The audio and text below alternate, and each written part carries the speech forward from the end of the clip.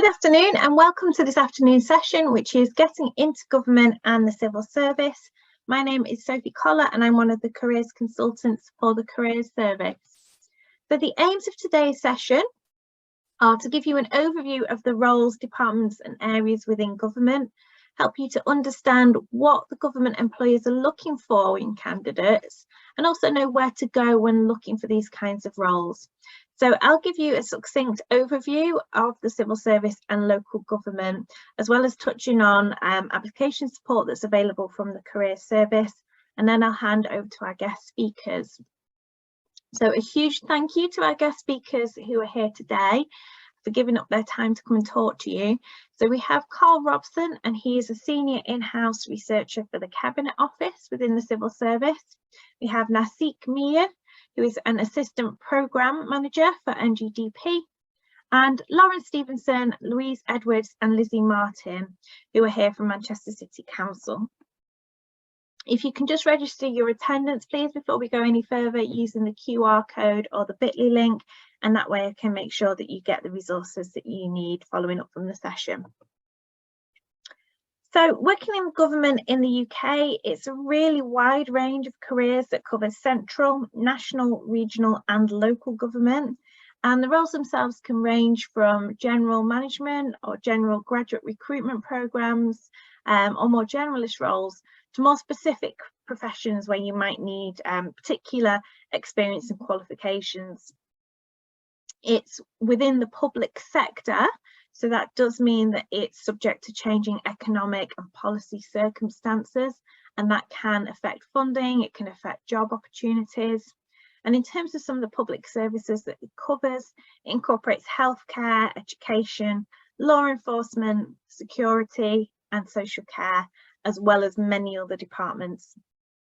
You'll find that a lot of the opportunities aren't necessarily advertised as graduate positions, but graduates are very much able to apply, and that is the way that a lot of graduates actually get into this sector, which we'll talk about in a bit more detail soon. So it's a vast and multifaceted area with many departments. There's many different opportunities and different routes in as well. So in terms of the civil service, you may have heard of the civil service fast stream already. Unfortunately, that's currently paused, so this session isn't going to spend a lot of time looking at the fast stream, but we will instead look at other routes into the civil service, including direct entry and some other graduate schemes that are still available. So for example, HMRC tax profession, HM Treasury and Department of Health and Social Care fast track scheme is still available, and there's some information on those on the slides that are coming up. But there's also the diversity internships, which are still showing as open at the moment.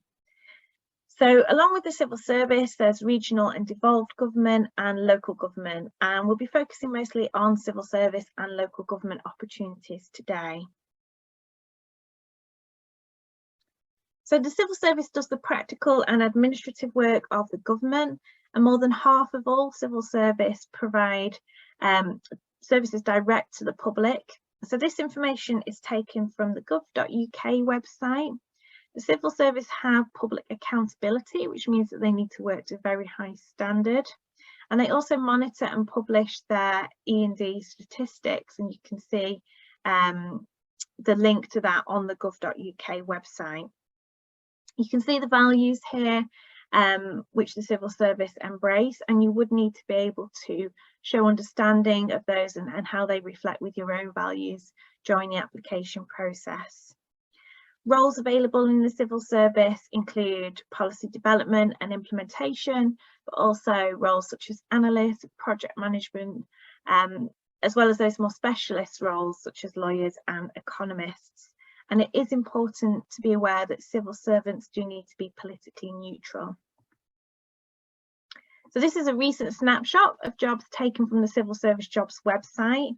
So these are real jobs that are posted at the moment. And you can see that these range from data and research roles right through to project work, digital and content specialists and communication roles. And again, these are just a quick snapshot of some of the roles that are available. These are changing all the time. So this slide is taken from the local local.gov website.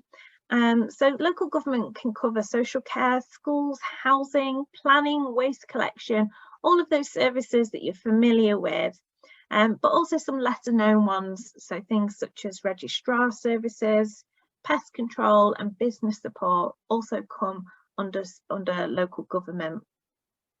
And within the local government, it's elected councillors working with local people and partners to deliver on those local priorities. And again, some example roles from local government. So shortly we'll hear from recruiters at Manchester City Council and NASIC, and they'll talk to us about the graduate scheme for working in local government, as well as entry-level roles. So as with the civil service, many of those entry-level opportunities are advertised on various jobs websites, which we'll look at. And again, there's a really huge array of possibilities. So these are just a few examples of roles that are currently being advertised on the JobScope public site. And some of these might be ones that you could get straight from university, or some might be a couple of steps along. So here's some information on civil service success profiles. So the civil service look at these 5 areas of ability, technical, behaviours, strengths and experience. And you can see there that there's a link through to information booklets on all of these 5 areas.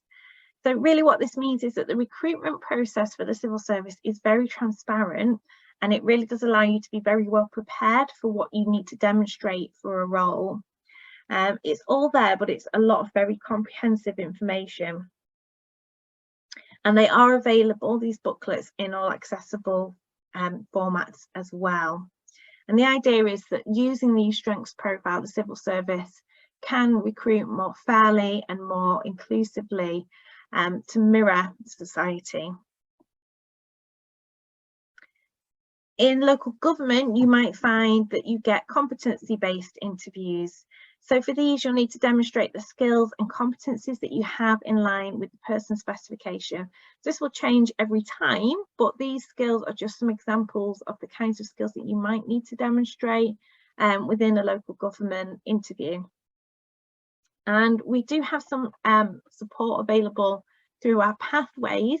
So on Career Connect, if you have a look at the purple roundel that says pathways on there, you'll see that we have all of these learning packages.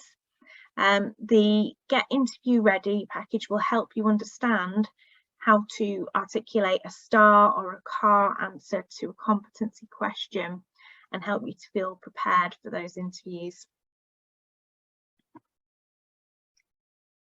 So some ideas here of where you can look for opportunities. If you've registered for the session, you'll get this by email as well. So you will be able to access these hyperlinks. But there's many different places that advertise jobs within central and local government. And just a few of them there. And this slide does include opportunities outside of central and local government as well, and different schemes and graduate schemes that might be of interest to you if you were interested in the FAST stream. And here's some extra links to help you do even further research. There is some information here as well on Future Leaders, which is a scheme that University of Manchester is bringing on, a graduate scheme within the university itself. So there's some information on that if that's something that's of interest to you. Not quite working in local or central government, but there are some similarities there. And again, some other ideas of public sector graduate schemes that might be of interest to you. So you can access those via the QR code or through the separate website. Okay, so in a moment I will pass over to our guest speakers. Just a reminder of who they are, and another huge thank you to them for giving up their time today. So first of all, I will go over to Carl, and he is the Senior In-House Researcher at the Cabinet Office. Over to you, Carl. Hi everyone. I can't see all your lovely faces, but I'm sure that everyone is having a great day, I hope. I've just literally left Manchester to go work in Newcastle for a few days. So when I left, there was a little bit of sunshine. Hopefully that's continued. What I'll do is I'll talk more generally about the civil service recruitment, as I am part of the government recruitment service within Cabinet Office. But then I also can tell you a little bit more specifically about how to get into Cabinet Office if that is something that your heart really desires. And I will give you the kind of idea of the benefits of Cabinet Office as well. But starting more generally, obviously the civil service fast stream has been mentioned. I think it's really important to say is that it is unpredictable to some extent, and I think that's fair to say on behalf of my more senior government colleagues on where that will be going. I think keep a close eye online, and hopefully we'll see some more news on that soon. For anyone who is really passionate about getting into government and trying to climb the ladder fast, I think the fast stream, although kind of the more simple route, is actually not the only route. So a lot of you will be looking right now at what comes next. I think Sophie's really touched well on some of the opportunities that are ahead of you, but also do consider that route more, I guess, complex is probably a word I'm going to use to describe this. So in an example for myself, I came into civil service at an entry level.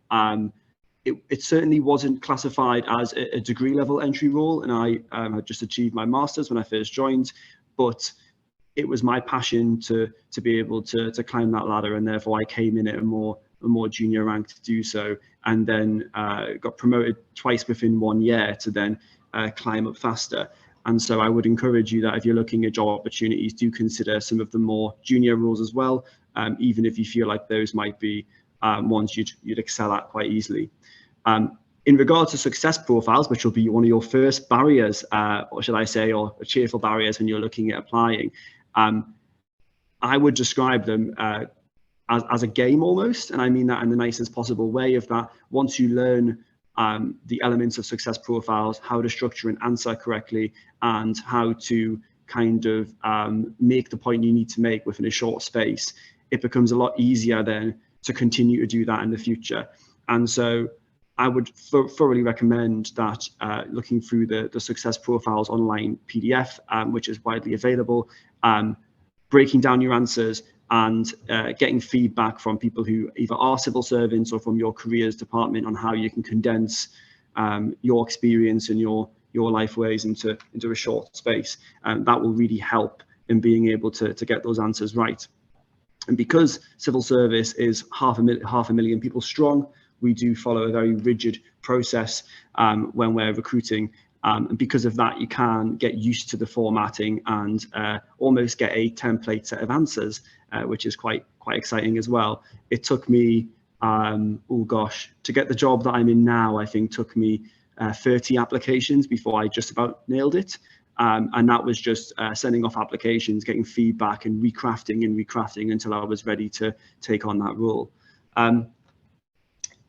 For everyone who is looking at kind of where they want to go, government certainly has the benefit of providing variety. And that centrally and also locally, I'm sure, as colleagues will say, is that you may come into government with an idea of doing policy, for example, but then find that actually you really love stakeholder engagement. What is great about working in civil service is that that variety is an open door to you. And so once you're in civil service, you have access to a lot more jobs that are civil servant only jobs, and so you'll be able to see those across the board and then apply for those jobs and then be able to move sideways relatively easily. It's quite a clear career path once you're in as well, as you can kind of look forward and say, this is where I want to get to, and then get the right mentorship and support to move forward and get there. Within Government Recruitment Service, I am a senior in-house researcher, as mentioned. Part of that includes sifting applications, and so I do marking on applications sometimes. The top tip I can give you is to be authentic, to really be as authentic as you can. I know I've just said about templating, but please do keep in mind that a template at most should be 75–80% of that criteria, and then you always want to go through the job application and add in, why do you want this job? We read through a lot of applications, and I think making sure you make it very clear on why that job is important is always going to do you service in those. And then I guess more specifically on Cabinet Office, if your passion, I guess, is to be in the real heart of government, that is what Cabinet Office is here to do. I would say, unfortunately, there is quite a lot of challenging times ahead for Cabinet Office and wider government, and therefore we are being very careful about how much we recruit right now. If you are really passionate about being in Cabinet Office, then I would suggest looking at those more junior roles and finding a way in to then climb once you're in. I think that is probably the most sensible route. The biggest benefit I can say of working directly for Cabinet Office is that it is quite a top-heavy department, and that means that you get to work with very senior people on a regular basis, be that directors or deputy directors, or even in some places it can be the permanent secretary, depending where you sit within the department. So you can get some really good exposure to ministers and beyond in Cabinet Office, which is a little bit more difficult at times to get in other departments across government. So if that is a passion, you are welcome, and I say this openly to everyone on this call, you're welcome to find me on LinkedIn and drop me a message, and I will happily have a conversation about how we can have a look at what opportunities may be available. But no promises is what I would say optimistically on that. But yes, I'm more than happy for you all to quiz me into oblivion when we get to the right stage of this, and you can ask me all the questions you want. But Government Recruitment Service is here to help, including for those who are prospective. So please do feel free to get in touch with any answers, any questions, sorry. I hope that's okay, Sophie. If there's anything I've missed, feel free to say, Carl, you haven't mentioned this, please mention this.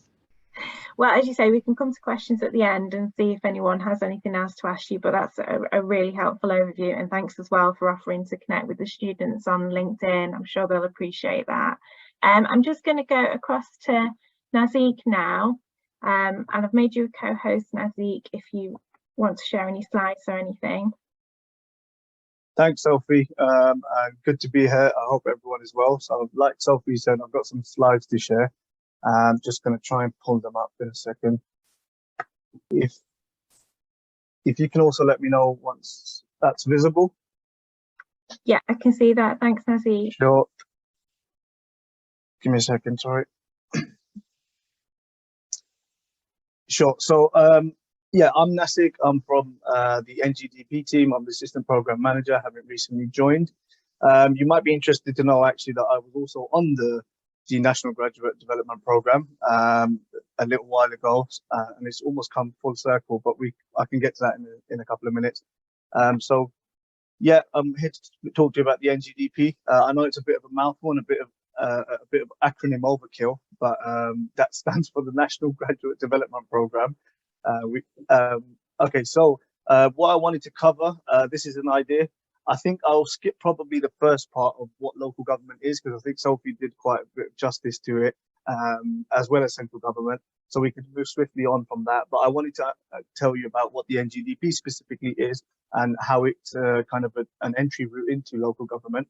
And then we can also touch on why you might want to consider applying for the NGDP and local government in general, and then a bit about who we look for and kind of our success profiles, I guess, and then we've got I've got a bit of a timeline for you as well around applications. So just getting straight into it. So you might be interested to know that actually local government is actually it comprises 333 councils in England. And it provides more than 800 services. Now that to me was something really, really new.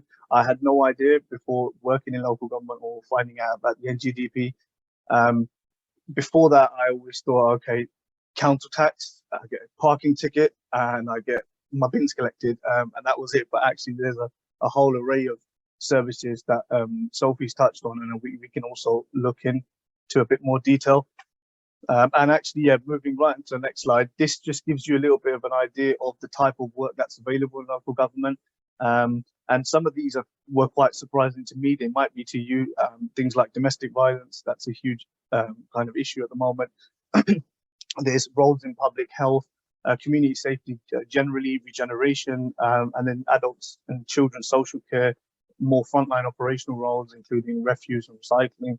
And a whole wealth of others, including the HR and finance functions. Again, policy is also a fairly obvious one. And if we move on, so the NGDP specifically, this is a 2-year graduate program. It's the only one directly for local government. And we've talked a lot about the fast stream, so I'm aware that you might know what that is. And Carl's talked about it as well. I think this is, the way I would describe it, it's quite akin to that. It's very similar, however, it's more, of course, for local government.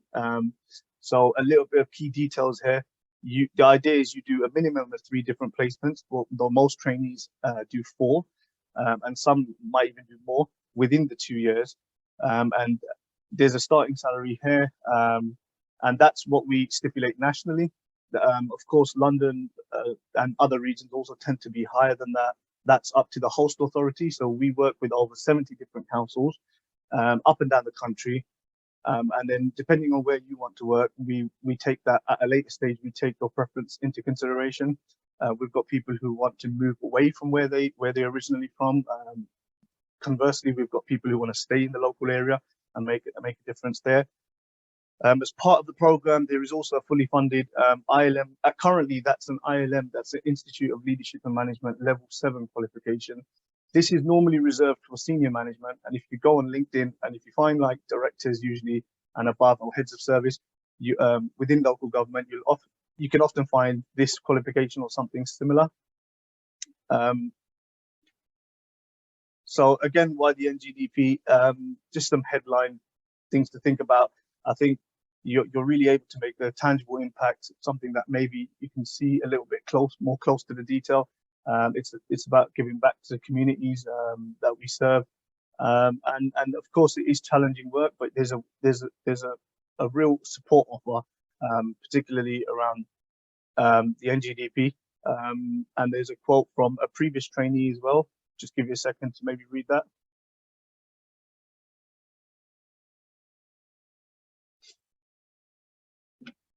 So what does the NGDP offer? I think we've touched on this, but yeah, the idea is to give our trainees wide-ranging experiences that give them a broad experience, and it's about giving them a holistic exposure into local government, and that actually sets you up for fast-tracking your career and pretty early on, because you often find that through other routes, that there's definitely other routes, but I think the privileged part about this is that you're given experiences that maybe otherwise it would be difficult to get. That includes access to senior leaders, and Carl's touched that from a central government perspective. So similarly, that's on offer here. I've talked about the learning and development program. That's the ILM level 7. That's a master's level qualification. The network, the strong professional networks, is something that I think I can't really overstate, because we're looking to recruit about 200 and plus graduates this year, and that's been building over the past few years. And I think one of the key successes is that we've got self-organized networks like the NGDP Black, Asian, Minority, Ethnic network. We've also got Northern network. We've got like 8 others. I can't list them all. And we encourage kind of trainees to get self-organized and actually create spaces for that. We support them, including financially. And I think that's a real, like I said, it's a real success of the program. And that's part of the national network. And one last thing to touch on is flexible working. It's local government particularly, I'm sure central too, but although I'll let others speak on that, it's known for kind of flexible working generally. There's not as many contracted hours, I would say, just from my observations, and there's always generous kind of benefits. So just a few example placements here that previous trainees have worked on.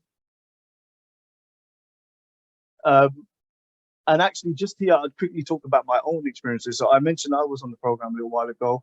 I started in children's services. That was working in the looked after children and care leavers department. I moved on to scrutiny, which is it really gave me an understanding of the political side of the organisation, because councils are inherently a political organisation. I then did my third placement in business change function, and I was a project manager for 6 months in that space, and it was my most commercial placement, and it gave me a different perspective. And I think there's an increasing trend towards understanding that commercial kind of skills are really useful in the public sector too, and I think that's only growing. And I did my last placement in adult social care commissioning, but that's my placements. There's a whole others that we can get into, and other trainees have actually benefited from. And you might find what you don't want to do and what you do want to do, and that's, I think, real benefit of the program. So as I mentioned, the idea is to fast track to senior position, and there's a wide variety, as others have mentioned. And these are some of the statistics of our kind of success of the program.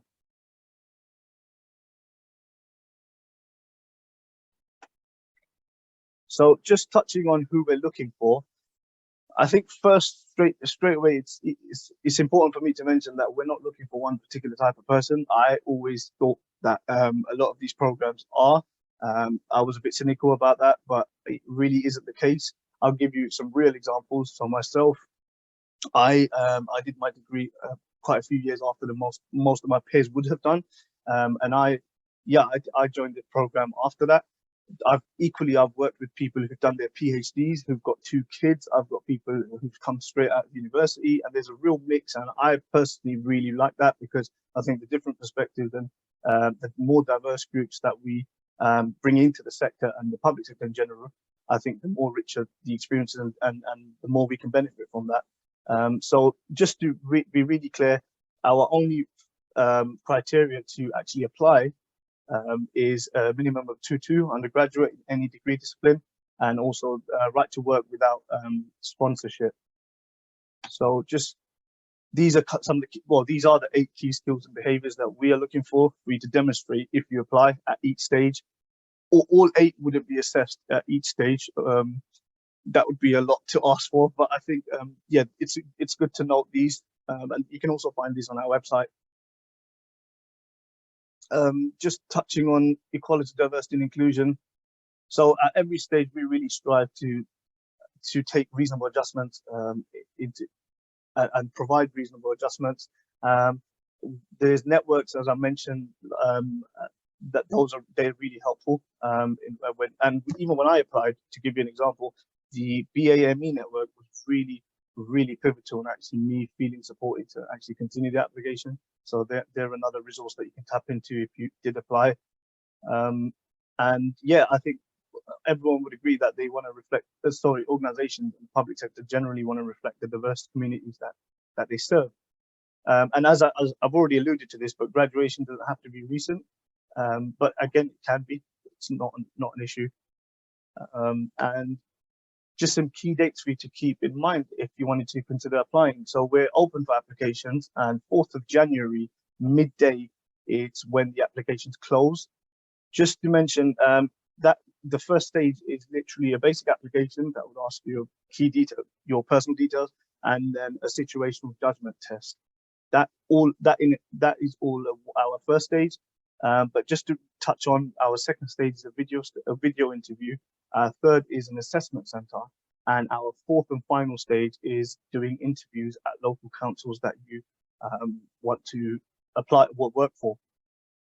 And then just to get to the end, autumn 2023 is when we would have over 200 national management trainees, as we call them, start their placements.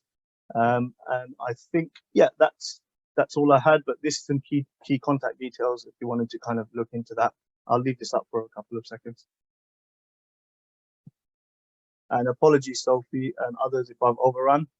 No, that's fine. That's brilliant. Thank you for that overview. And the contact details there on the screen as well. So just leave those up a moment while I introduce Lizzie from Manchester City Council. Lizzie, did you mention that you had a couple of slides to share as well? Yeah.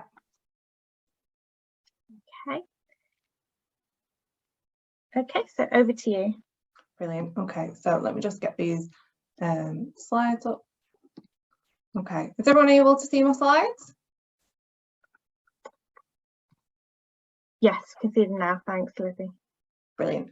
Okay, so good afternoon, everyone. So my name is Lizzie Martin, and I work at Manchester City Council in the Talent and Diversity team, which is part of HROD. I'm here to talk to you today a little bit about working for the council, some of the roles that are in the council. Some of this stuff has been covered though by colleagues from previous organisations already, and then I'm going to hand over to my colleague Lauren, who works in our recruitment team, just to talk you through about actually applying for roles and our website and how that works. So just a really short presentation for you. So you might already be aware of Manchester City Council. I'm guessing most of you are Manchester residents and have interacted with the council in that way. But you can see that we have just recently won the LGC Council of the Year award. So we are Council of the Year, and also we are a leader in disability confident employment as well. Okay, so just a little bit about the council and its workforce. So there's about 7,200 staff who work for the council, and many of them, I think about just over 50%, are Manchester residents, but the vast majority of our workforce live within the Greater Manchester area. And our vision is for Manchester to be a top flight world-class city by 2025. And this is set out in something called the Our Manchester Strategy. And the Our Manchester Strategy basically says this is what the council aims to be in 10 years' time, from when it started in 2015 to when it finishes in 2025. And if you look at any of our role profiles, they all contain something called the Our Manchester behaviours. Now there's 5 Our Manchester behaviours, and these are something that we expect all staff to demonstrate regardless of their role. So you would see them if you looked in our role profiles, and that's something that's really important to us as staff, because it's a way that everybody, regardless of their role, can contribute to Our Manchester. So I've kind of told you there some of the things that we've won, how well we're doing with Ofsted. Recently got a good Ofsted rating, and there was lots of work that went into that through children's services. So the council structure, so I know we've talked previously and colleagues have mentioned some of the things that councils have done, but this is how it's kind of set out in Manchester. You can see some of the directorates and then the services. So we have 5 directorates within the council, so that's kind of 5 sort of groupings of services. So adult social care is one, and I've put 3 examples of services within there. So we've got reablement, so that's supporting people who have come out of hospital, you know, support workers going into homes, helping people. Public health, so I'm sure you saw some of the public health messages around COVID, but you know, that runs through to things like stopping smoking and supporting stopping obesity, things like that, and also homelessness. Then we have children's education, so that includes children's social care, school admissions, early help, so that's families that don't need intervention of a social worker but might need some support. Then we've got neighbourhood services, so that's all our libraries, our markets, so I'm sure you've all been to a Christmas markets, if you've not, would recommend, and our parks across Manchester as well. Growth and development, so that's things like housing, working skills, so supporting residents to upskill, supporting residents into employment, and our planning, licensing and building control. And finally we have corporate services, so that's sort of the more of the back office side of the council, whether that be finance, HROD, legal services. So that's how we are kind of established as an organisation, and all the different departments that we've got in a very nutshell for you there. Just wanted to show you some of the things that we do, because as colleagues have mentioned, you know, what people think what councils do, so bins, council tax, we actually do lots and lots of different things, and I think I've worked here now 4 years, I think, and you know, I still think, wow, we've got this department and that department, there's so many different departments, so many different things going on, and opportunities to move across the organisation. So some of the benefits for working for the council, so we do have a standard 35-hour working week. We have 25 days annual leave, and this rises to 30 after 5 years service.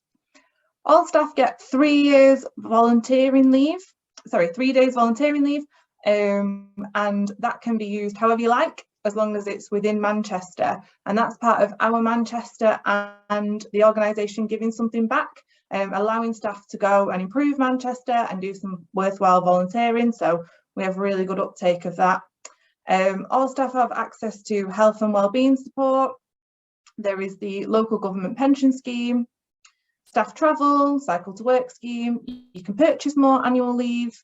We have a lifestyle savings card, so you can kind of get discounts at various places. staff networks. So we have loads of different staff networks, and this is growing all the time. I'm going to talk about graduates a little bit more in a minute, but our current graduates, I sort of support them, coordinate them, do a bit of mentoring with them, and 2 of them have just recently set up our young people staff network. So that's our newest one, but we've got lots of different staff networks and opportunities for people to get involved in that. And also career development. So we have got graduates at the minute, and we are hoping to have some in September, but similar echoes to what colleagues in the civil service were saying. We're not quite sure yet how many we're going to have and what the scheme will look like. But if I do find out more information, which I'm pretty sure I will do sort of around Christmas time, if I share it, then, you know, it'll be passed on to you from today. And do please look out on the university's job website, because we do put some roles on there, and we definitely put our graduate scheme on there, as you would need to be a Manchester resident or a graduate from a Manchester university to apply.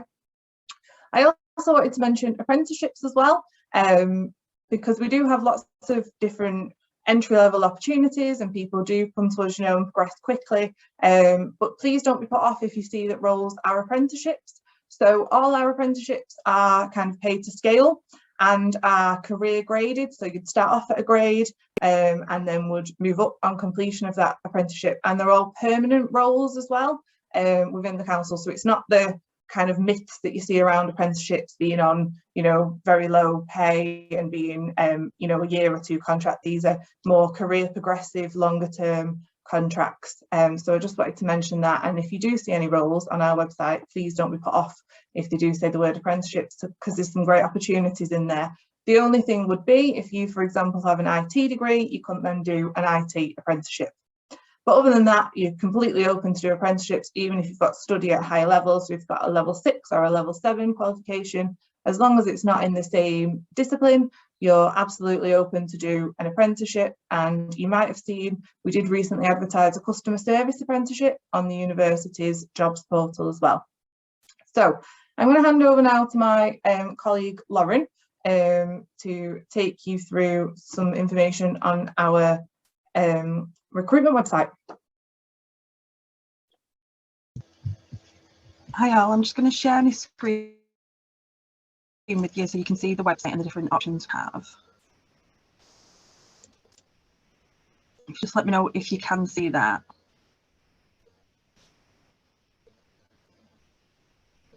Yeah, we can see that. Thanks, Lauren. Yep. So this is our website. It's for internal and external candidates. We do tend to recruit a lot of external, and we do offer internal moves as well. So on here you'll see every vacancy that we've got. I see there's over 100 vacancies, and there's options to search based on your job location, the salary type, the contract type, different options. Like we've got one here at the moment, it is a graduate development surveyor.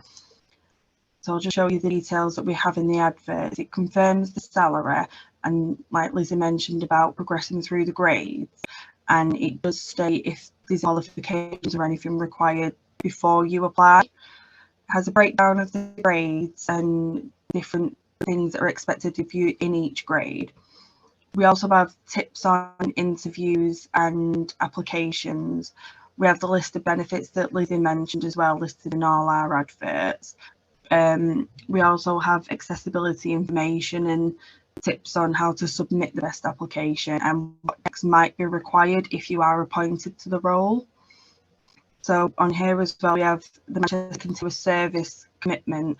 So if you do have previous service from another local authority, we will take that on board. And if it is continuous service, that'll have an impact on like your sickness. Aggregated service can have impact on your annual leave as well, where it increases up to essentially 30 days a year rather than the standard 25. We have got our Manchester strategy and behaviours and our private information. So all our roles have the same advert layout, and it's just a case of searching based on what you're looking for and finding the relevant roles. Like Lizzie said, we have got some apprentices, we have got some graduates that we've recently recruited, and we are updating the website every day for any vacancies that we might have. So it's okay, what you see on there will be there for a month. It is updated every day. I will put the link to the website in our chat here. You've got access to it. But that's pretty much it from our recruitment point of it. We have our website and every vacancy is on there. So I'll just hand you back to Sophie.